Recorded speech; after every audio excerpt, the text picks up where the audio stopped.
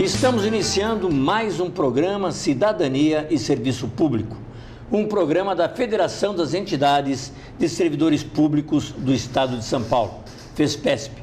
E hoje nós vamos bater papo aqui, ter uma conversa bem agradável com o deputado federal por São Paulo, Ivan Valente, que é presidente do PSOL. Voltamos já já.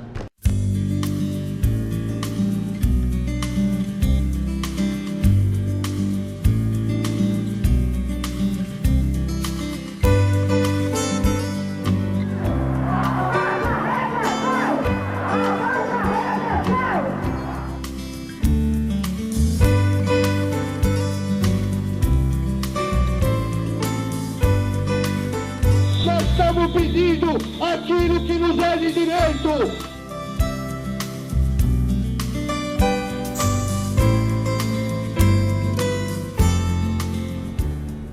Estamos de volta com o programa Cidadania e Serviço Público, um programa da Federação das Entidades de Servidores Públicos do Estado de São Paulo, FESPESP. Hoje, aqui no estúdio, o deputado federal Ivan Valente. Deputado é engenheiro, professor e presidente nacional do PSOL. Deputado federal também aqui pelo estado de São Paulo.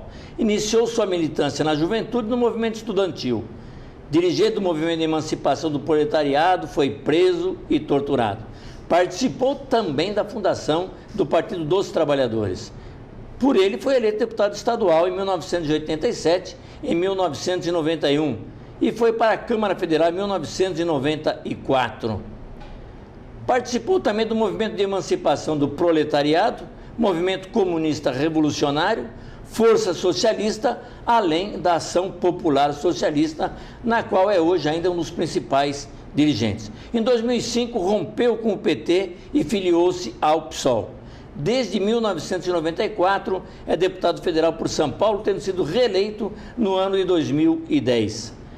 Ivan também foi candidato aqui à Prefeitura de São Paulo pelo PSOL, ficando com cerca de 84 mil votos. Tudo bem, deputado? Tudo bem, Góes. Prazer estar com vocês aqui, com a FEPESP e nesse programa que fala de serviço público e cidadania, muito importante. O senhor está sempre aqui conosco, já é conhecido aqui dos servidores públicos, da nossa luta, participou, inclusive, né, nos momentos das nossas greves, de uma ou de outra forma. Deputado, e esse ano, o ano eleitoral, como é que o senhor está vendo esse ano eleitoral? Bem, o ano eleitoral sempre é um ano mais curto, ainda considerando que a Copa do Mundo é também nos anos eleitorais da candidatura presidencial para governadores e deputados, né? Então nós vamos ter um ano bastante intensivo no primeiro semestre, né? E vamos ter a Copa do Mundo e aí sim a disputa presidencial e governamental aqui. Nós estamos esperando que depois de tudo que ocorreu no ano passado, quer dizer, com o movimento de juventude, com o destravamento das lutas, né? Hoje você tem uma oportunidade muito maior de ter modificações na conjuntura. São dois fatores: o destravamento das lutas e a possibilidade da volta de um movimento social forte perante a realização da Copa do Mundo e o padrão FIFA que todos querem para a saúde, para a educação, para o transporte coletivo e assim por diante, e também os problemas da economia brasileira, que continuam frágeis, né? Os indicadores da economia brasileira e a manutenção da mesmice econômica, que é essa de fazer um superávit primário, atingir a meta de inflação, o câmbio flutuante, que é o discurso da maioria dos candidatos. Mas, na verdade, não há uma grande modificação do cenário. Nós precisaríamos de muitas outras mudanças estruturais para ter aquilo que o povo brasileiro precisa, certamente. Então, é dentro desse cenário que se desenrola a eleição 2014. E o PSOL na eleição de 2014? Bom, o PSOL vai ter candidatura própria, né? Nós vamos estar lançando aí o senador Randolfo Rodrigues, candidato a presidente da República, ele é o nosso pré-candidato hoje, e é uma candidatura de um senador que se destacou bastante nesses poucos anos lá no Congresso Nacional, né? Na CPI do Cachoeira, no debate do Código Florestal, na questões relativas às questões culturais, tem um grande apoio dos grandes artistas nacionais, por causa da CPI do ECAD, né?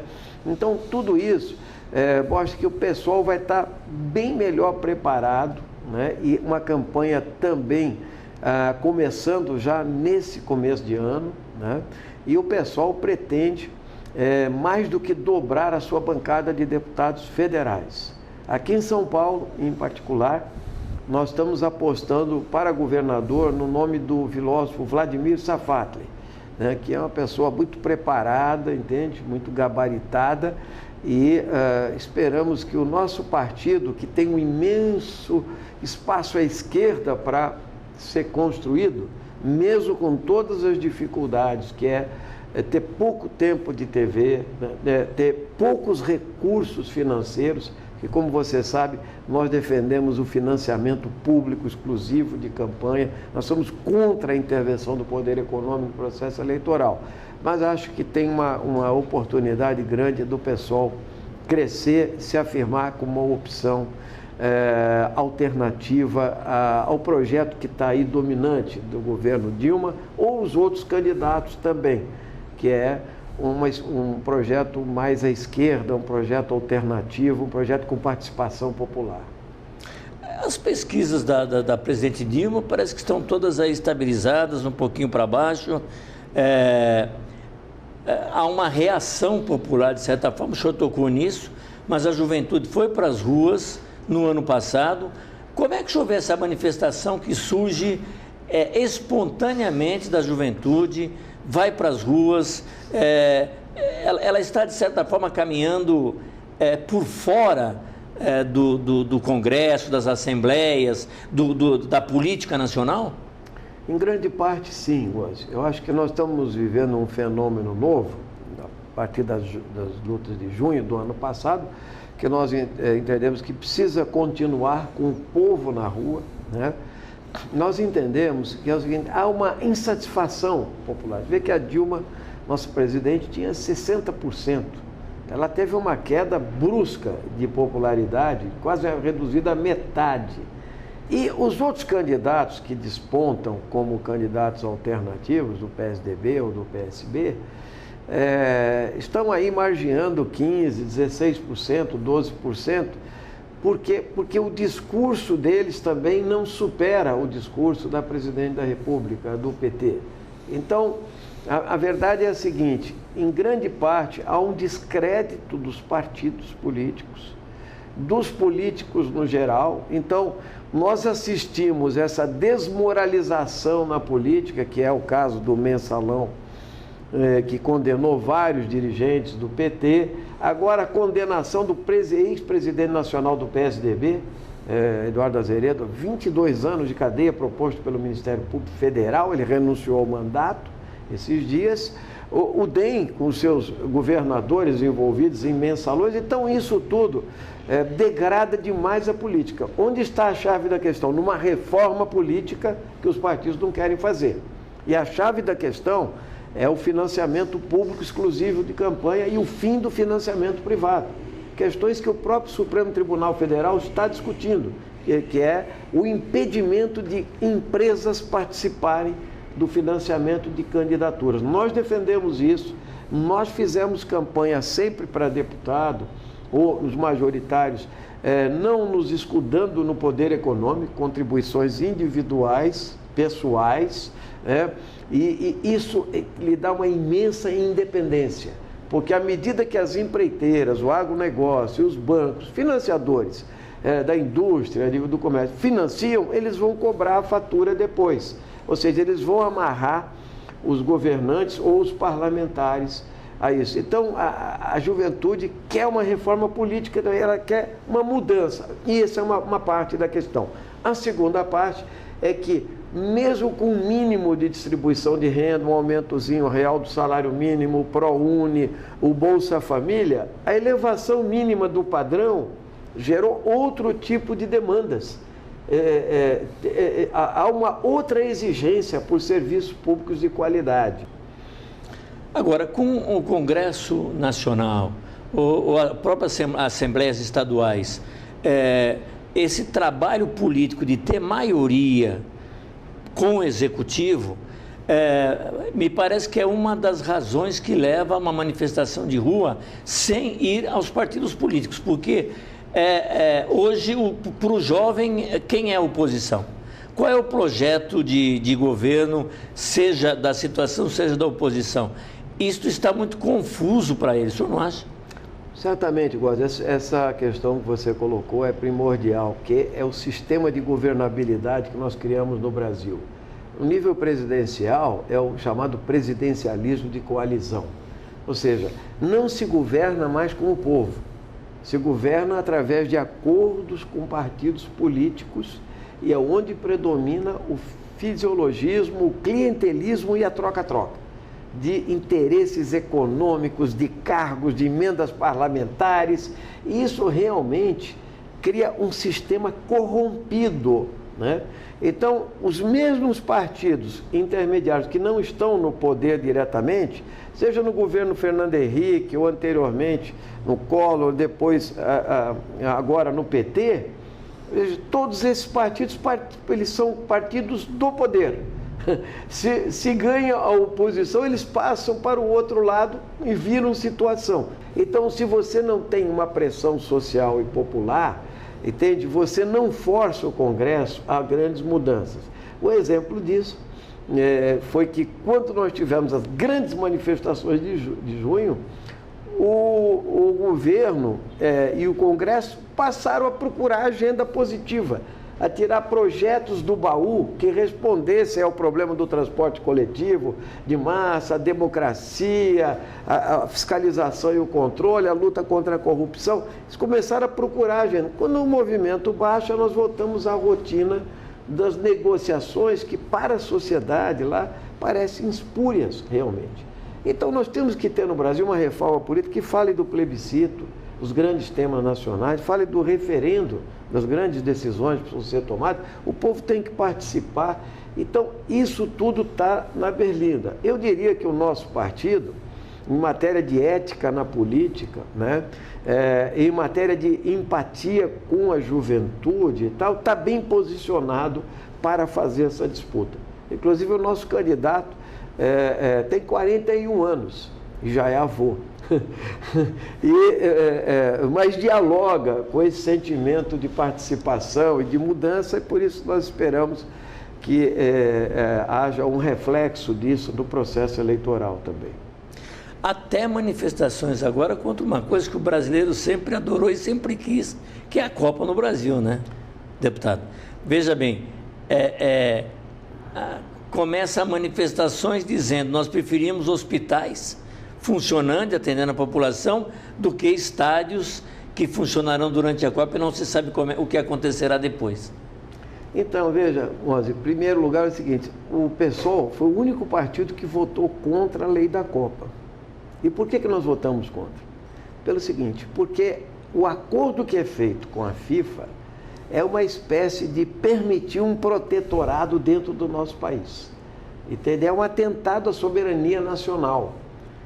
A implicação disso, as exigências de investimento público, de prioridade pública, vai desde gastar bilhões de reais em elefantes brancos, que possivelmente vão ter 2 jogos durante a Copa, né? E não vai ter uma demanda posterior de utilização, até não permitir a 3 quilômetros do estádio que um ambulante venda cerveja, que a cerveja é a acordada com a FIFA. Ou então, nós temos um Maracanã reformado, em que a imagem do Maracanã, que é a de 1950, para 200 mil pessoas, é que tinha uma geral, ou seja, quem tinha R$1, vamos chamar isso, uma unidade, estava na geral, o povo ia no futebol. Hoje ele precisa pagar R$240 para assistir um jogo. Então, na verdade, o povo foi empurrado para a televisão. Então, isso é que levou à seguinte questão: qual é o padrão FIFA? Por que nós não temos o padrão FIFA de hospitais, o padrão FIFA de escolas, de transporte coletivo e tal? E essa contradição, ela precisa ser explorada, porque nós entendemos que deve haver prioridades. E olha, e tem exemplos, viu, Márcio? A África do Sul fez um pouco isso. Tem elefantes brancos lá, para um país que também tem muita pobreza ainda, que ficaram lá com monumentos imprestáveis, entende? Ao invés de servir a infraestrutura do país, ao invés de você ter um foco, uma prioridade. Por isso que é uma contestação. E olha que o brasileiro gosta de futebol. O brasileiro quer a Copa, mas ele não quer que o investimento prioritário seja para isso.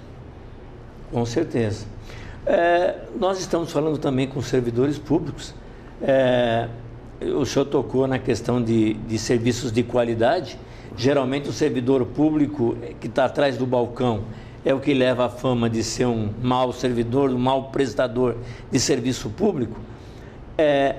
Qual é o projeto do PSOL no serviço público? Bem, você sabe que ontem mesmo eu assisti a ministra do Planejamento falando, e eles cortaram 44 bilhões do orçamento esses dias. Exigências do Fundo Monetário Internacional, do mercado financeiro e assim por diante, para a estabilização, né? Inclusive dos órgãos de comunicação, que são todos financiados pelos bancos, né? Por exemplo, estão cancelando concursos públicos. Eles diminuíram os concursos públicos que estavam projetados, né? E eu entendo, assim, o serviço público é uma das coisas mais importantes, é entender o Estado brasileiro, né? Quer dizer, o pessoal, parte da iniciativa é que um país subdesenvolvido ainda, um país com tantas carências, precisa de um Estado forte. Se ele precisa de um Estado forte para cumprir as suas funções, entende? De ter justiça para todos, entende? Para ter educação pública de qualidade, para ter um sistema de saúde, o transporte coletivo de massa. Então, isso tudo, né, mostra que você precisa de um Estado forte, mas toda a lógica é contrária a isso. Nós temos sempre uma campanha que mistura as coisas, para além de enxugar o Estado, é demonizar o servidor. Porque o servidor ganha muito, porque o teto é alto, porque é isso. Não tem importância se um artista, se um jogador de futebol aquinhoado ganhe 10 milhões por ano. Se um servidor ganhar 10, 15 mil reais, ele já é considerado um grande marajá. Então, essa luta política ideológica, né? Quer dizer, quem está no mercado privado de emprego pode chegar até remunerações altas. Então, com isso, se sucateia muito o serviço público. Essa é a nossa visão contrária. Eu acho que o Estado tem que ter os melhores quadros, mais bem preparados, remunerados eficientemente e tal. Lógico que nós não aprovamos mordomias ou distorções, nós somos radicalmente contrários a isso. Agora, o concurso público, a remuneração digna, a formação continuada do servidor para o atendimento, isso significa bem-estar da população. E essa é a disputa de ideias que nós levamos dentro da sociedade. O servidor público teve vários direitos ganhos na Constituição de 88 e que perderam ao longo desses anos todos.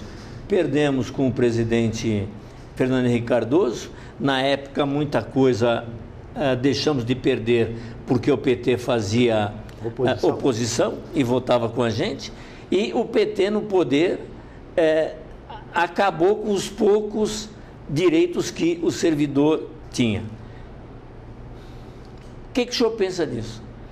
Bem, essa é exatamente a questão. Nós, no PT, porque eu fui do PT 25 anos, fui fundador do PT, e exatamente quando o PT deu esse giro na coerência, é que nós, já há mais de 10 anos, saímos do PT para consolidar o PSOL, né, o Partido Socialismo e Liberdade, e talvez tenha sido um dos grandes ganchos da saída de parlamentares, de militantes do PT, foi exatamente essa injustiça que se praticou contra o servidor público. Aquilo que o Fernando Henrique tinha feito mais contra o trabalhador brasileiro, o caso do fator previdenciário, coube ao governo Lula, na reforma da Previdência, né, praticar um tipo de política que era exigência dos órgãos financeiros internacionais, do FMI, do Banco Mundial e tal, que era esse ajuste fiscal para que o trabalhador pagasse a conta, né? Então teve a reforma da Previdência, que foi feita inclusive em cima de uma votação que nós julgamos fraudulenta, porque se a ação penal 470, chamado mensalão, né, e o Supremo condenou as pessoas, mais de 40 pessoas, né, e dizem que houve compra de votos, então essa votação foi contaminada. E é por isso que o pessoal entrou com a ação direta de inconstitucionalidade, está lá para ser julgada ainda, para anular a votação da reforma da Previdência de 2003. Foi o nosso partido que entrou com a ação direta de inconstitucionalidade. E o Supremo tem que se pronunciar, inclusive por coerência, porque se eles mesmos dizem que houve compra de votos, então a votação foi contaminada. E aí teve todas as perdas decorrentes da reforma da Previdência, particularmente uma que é uma injustiça, e digamos, absoluta, né? Quer dizer, ela é parte de um princípio perverso, que é o seguinte: quem se aposentou, quem contribuiu, na hora de se aposentar tem que continuar contribuindo, é o caso. PEC 555. Não, aí nós caímos então na apresentação da PEC 555, que foi uma comissão especial, que foi uma batalha longa, e está lá na mesa da Câmara para ser votada. Nós desde o começo estivemos juntos nessa luta. E dependendo, parece que simplesmente do líder do PT. Do PT, particularmente, e do governo, né? Quer dizer, o governo não quer votar porque isso é considerado pauta-bomba.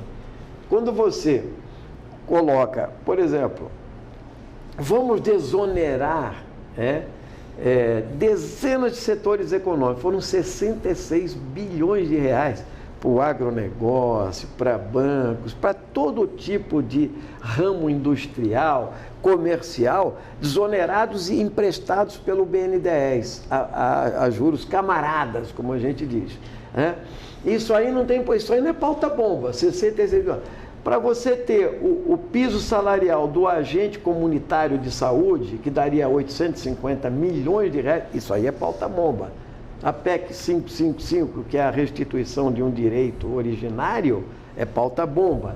Então, isso tudo é ajudado pela imprensa, que a imprensa brasileira, entende, no geral, ela a grande imprensa, né, ela é parte de um processo de dominação em que quer o Estado mínimo, quer uma lógica de opressão, e particularmente os servidores públicos são muito visados nessa questão. Então, mas eu acho que a luta continua pela PEC 555. Há uma mobilização, há uma pressão permanente lá na reunião de líderes, eu como líder de bancada do PSOL, insisto frequentemente nessa questão, e outros parlamentares, e nós entendemos que essa injustiça precisa ser sanada.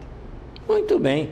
Conversamos no nosso programa de hoje com o deputado federal por São Paulo, deputado Ivan Valente, que é presidente do PSOL, que temos aí a notícia por ele de que o PSOL terá candidato à presidência da República e também candidato ao governo do estado de São Paulo. Muito obrigado, deputado. Eu que agradeço, Cosme, a todos os telespectadores, amigos, servidores públicos. Não esmoreçam, nós precisamos de um Estado forte, de um serviço público de qualidade. Fiquem agora com o nosso noticiário.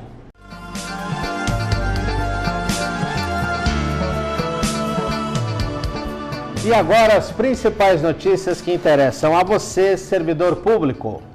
Homens e mulheres de 18 a 55 anos com quadro de depressão que disponham de internet banda larga em domicílio podem se inscrever no projeto de pesquisa do Instituto de Psiquiatria, o IPQ, do Hospital das Clínicas da Faculdade de Medicina da Universidade de São Paulo, que oferecerá tratamento ambulatorial à distância por meio de consultas de videoconferência. O tratamento tem duração de 1 ano, sem qualquer custo para o paciente. As inscrições para triagem devem ser feitas pelo e-mail. Anote aí, vai aparecer na tela, agendamento.ipq@gmail.com. agendamento.ipq@gmail.com. O IPQ fica na rua Doutor Ovídio Pires de Campos, 785, em Cerqueira César, aqui na capital. E os servidores do Tribunal de Justiça do Estado de São Paulo já têm uma data marcada para a sua Assembleia Geral da categoria. Será no próximo dia 21 de março, uma sexta-feira, na Praça João Mendes, a partir da 1h da tarde. Praça João Mendes, no centro da capital, próximo em frente ao Fórum João Mendes e ao Palácio da Justiça. O conjunto de entidades do Judiciário protocolou no início do mês passado uma pré-pauta de reivindicações da categoria e aguardam ainda retorno da presidência administrada desde o início deste ano de 2014 pelo desembargador José Renato Nalini. E você que brincou o carnaval nesta última semana, não se esqueça, a Fundação ProSangue necessita de doação, pois estoques de 6 dos 8 tipos sanguíneos estão em situação crítica e mais de 100 hospitais na Grande São Paulo dependem exclusivamente da Fundação ProSangue. Para realizar a sua doação, você pode comparecer a qualquer um dos postos ou agendar a coleta pelo telefone 0800 550 300. O principal posto captador de sangue na cidade de São Paulo é aquele que fica no Hospital das Clínicas, na Avenida Doutor Enéas Carvalho de Aguiar, 155, no primeiro andar, bem pertinho do metrô Clínicas. Cidadania e serviço público há 15 anos no ar, sempre em defesa de tudo aquilo que interessa a você, cidadão, de tudo aquilo que interessa a você, servidor. E você pode entrar em contato conosco pelo telefone 11 31 04 38 36, mandar as suas mensagens para o nosso e-mail fespesp@fespesp.org e visitar o site da Federação no www.fespesp.org. Você acompanha o programa online também no site da TV Aberta e depois arquivado no nosso site, no ícone Fespesp na TV. Uma boa semana a todos e até o próximo programa.